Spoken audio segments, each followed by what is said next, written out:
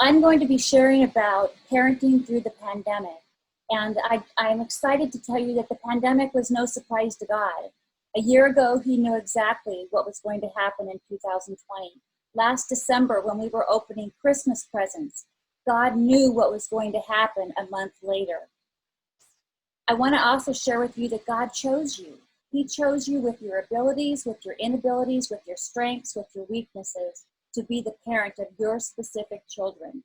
You are prepared for this task. I also want to share with you that you can do it. You can make it through parenting through this pandemic and through the aftermath of the pandemic. And how do I know this? I know it because Philippians 4:13 says, I can do all things through Christ who strengthens me. No, you can't do it on your own.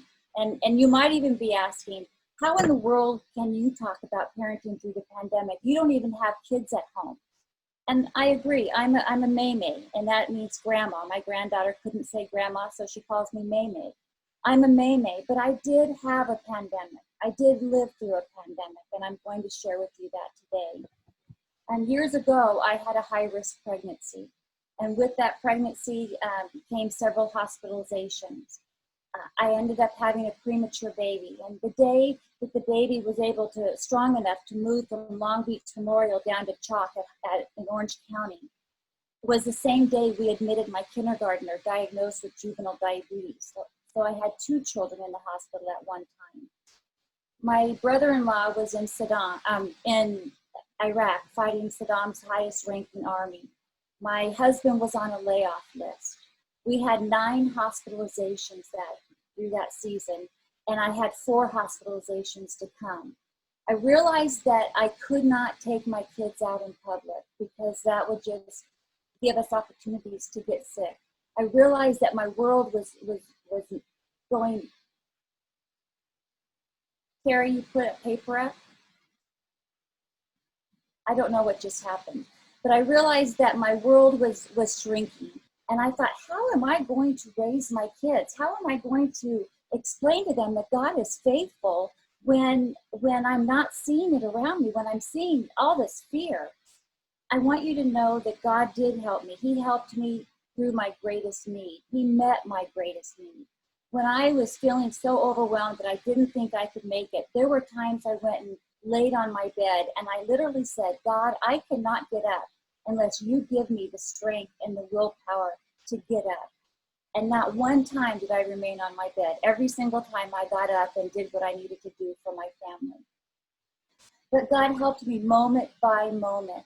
He didn't give me this burst of energy that took me through the next 3 months. He helped me moment by moment. God helped me deal with my fears.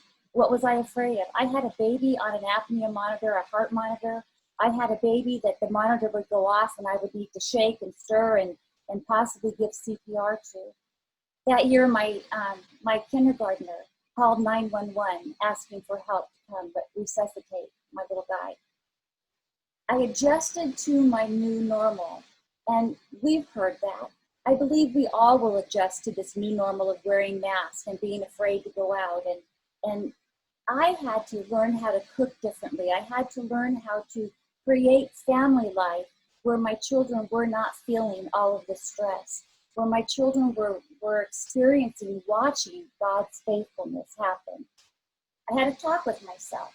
I decided that I had very few choices I could make. I couldn't heal my children. I couldn't change the employment for the aerospace industry. I couldn't change my status of my kids getting exposed to something.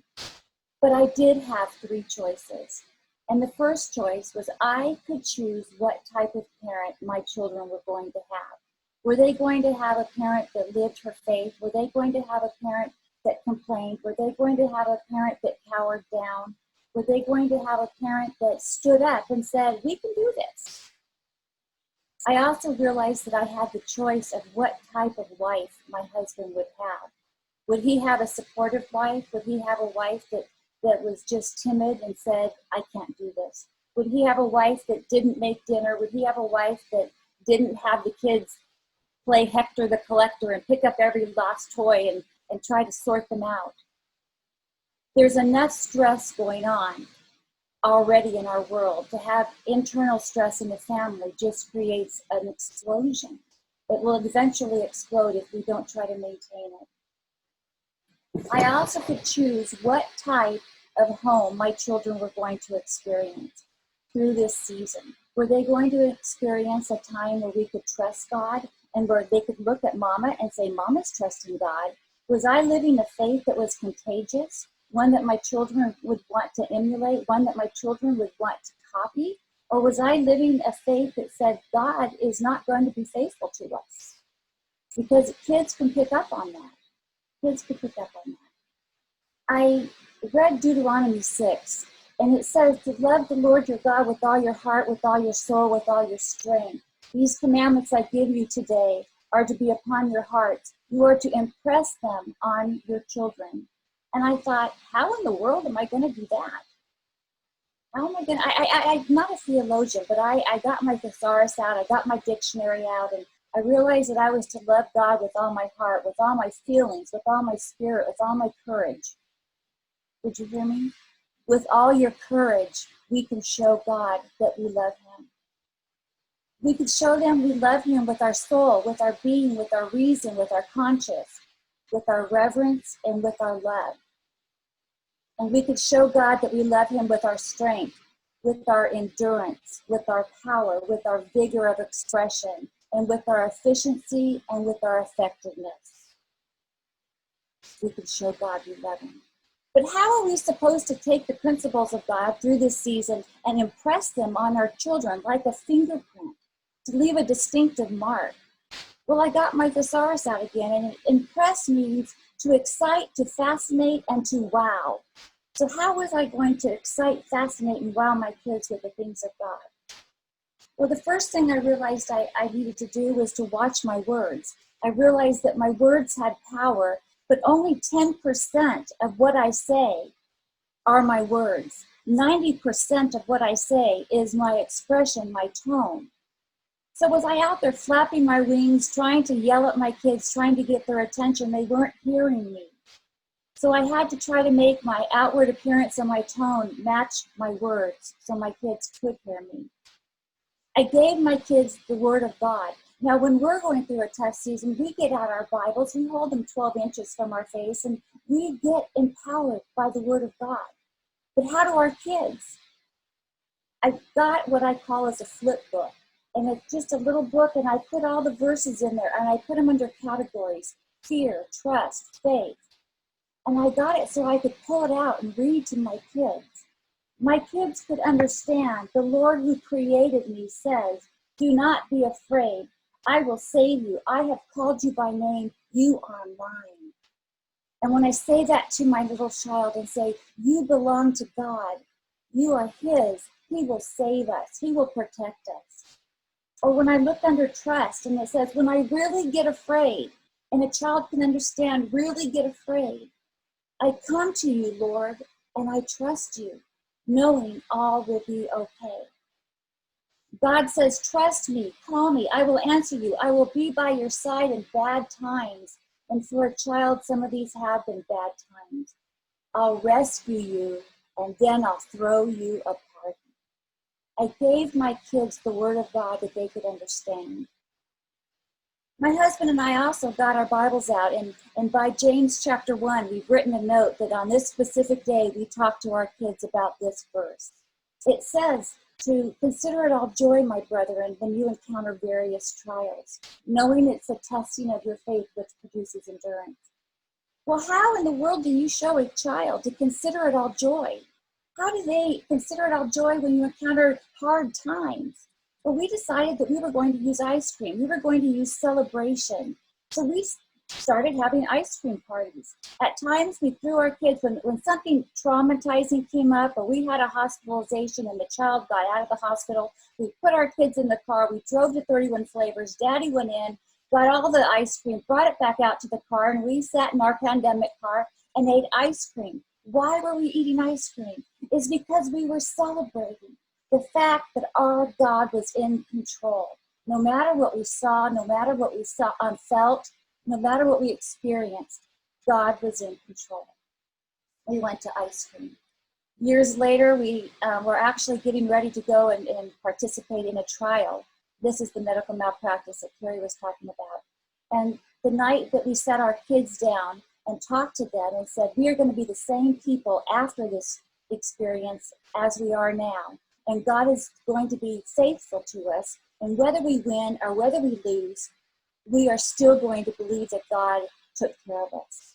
And at that point, my husband looked out the window and said, Jenna, do you know why the bomb squad is in front of our house? And with a little bit of taking the story forward, the bomb squad was here to remove an explosive from our wall, and we had to evacuate. Where do you think the Mitchell family went? We went to 31 flavors, and we got ice cream, and we sat and we celebrated that God was in control. Then we set up a plan as to what to do. There are lots of things you can do to create a home of fun, to create a home of lightheartedness, to take some of the tension out of your home experience. One would be limit the news that you listen to. Two would be to get out the ice cream. Get out a big box, put foil in it, plop the ice cream, make one big family sundae.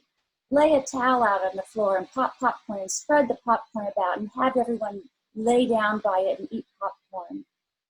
Sneak in the closet together, get the candle lights out, and talk about what it would be like to be missionaries in a country where it's not safe to share their faith. Maybe you want to go camping in your backyard. Get out the tent. Maybe you want to do as we did. We invited one family over and had just the children, not the mom and dad, because we had known that the children had been home for a while. And that night, the mom and dad went and did their thing, and we snuck out and had 5-year-olds, was the oldest, and we toilet papered the front lawn, and then we ordered pizza, and then we ate popcorn, and then we talked about how faithful God was going to be to us. What I want to share with you is to do your best. Be your best. You can't be perfect. You are enough. Whatever we have, remember, I was overwhelmed. I was exhausted. I didn't know what to do. I was fearful. And I offered all of that to God and said, this is what I can give you today. And God says, that's enough. I will be there. I will be there. And Janet, all things work together for the good. Maybe you as a family want to start tracking what the good would be to come out of this time. Get an old sheet, staple it up on your garage door. And when you recognize something that good has happened, go have your children write it with a marking pen across the sheet. And eventually, every time you go out to your car, you'll see this big sign with what the good has come. God promises us that all things work together for good. And so I would like you to start tracking the good.